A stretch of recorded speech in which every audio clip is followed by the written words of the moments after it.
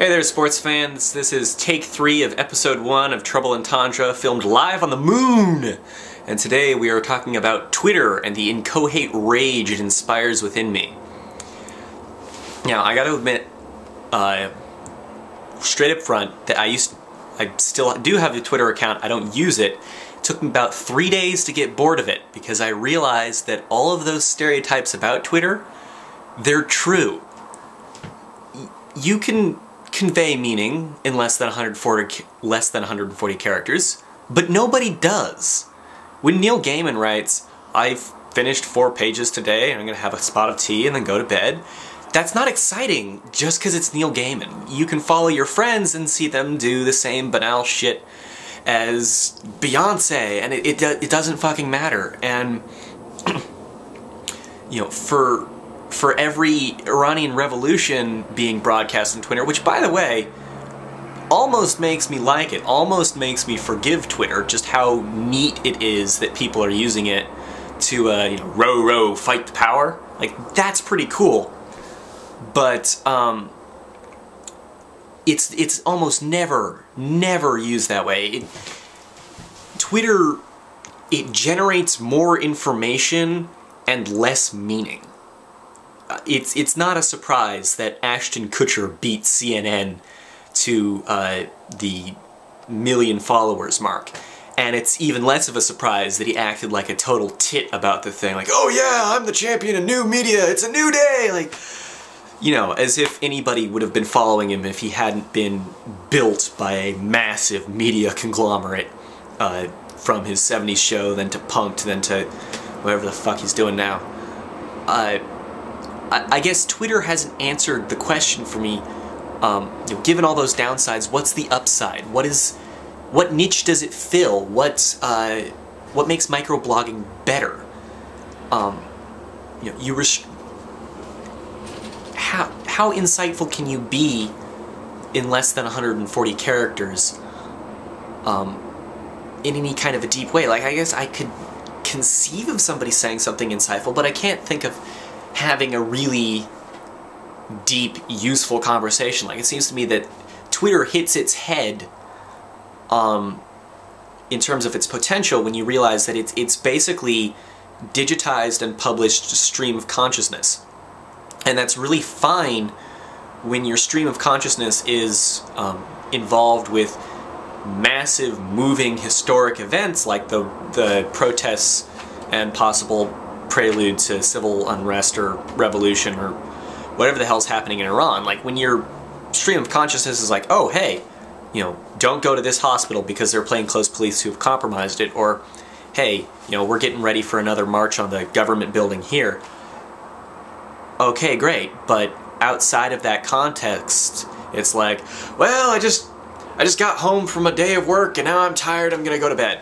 You know, 10 million people posting that message or something like it, I don't see the value in it. To me, it seems... And watching celebrities do that is even more vapid and useless, because you don't even know that person. So, I guess I don't understand why Twitter is useful. I don't understand how it can create insights.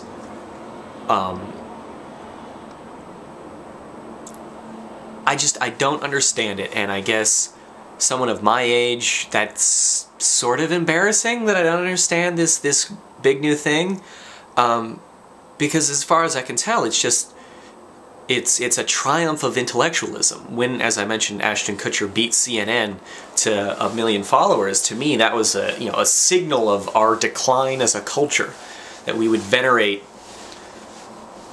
just the stupidest fucking douchebag to come out of Hollywood in the last 20 years over a major news network as being more worth watching. It was more worth watching this frat boy than it was watching the news. And I suppose it wasn't really an even contest, because the news, even corporate news like CNN, has some substance to it, whereas Twitter, in all but the most extreme circumstances, is ephemeral in the worst way. And it's just a reflection of whatever is going on with the poster's life at that moment. Most people's lives are banal and not worth examining at that kind of detail. Like, if you have something interesting to say, concentrate it, put it in a blog post, put it on the web, make a video, write a book, a magazine article, go on the Rachel Maddow show, prepare your thoughts and make something of depth and weight that people can engage with, that people can just really hook into.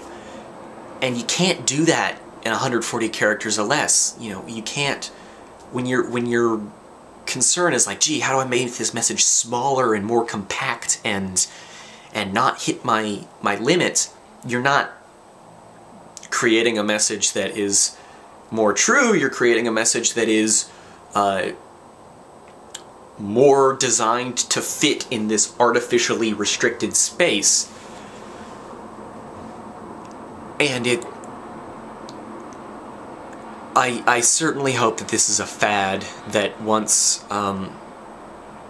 ubiquitous internet devices become ubiquitous, and there's a lot more full keyboard action, or voice typing, or some development that will make it possible not to be restricted to thumbing from your mobile, because that seems to be the advantage, is that you can Twitter from your mobile.